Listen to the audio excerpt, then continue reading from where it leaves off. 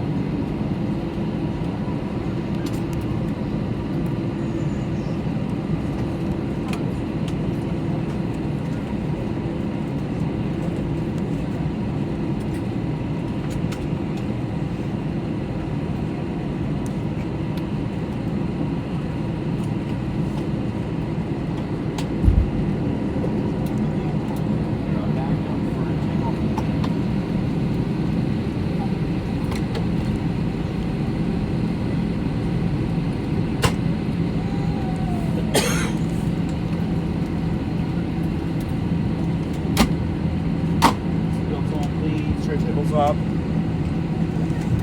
Seatbelts on, tables up.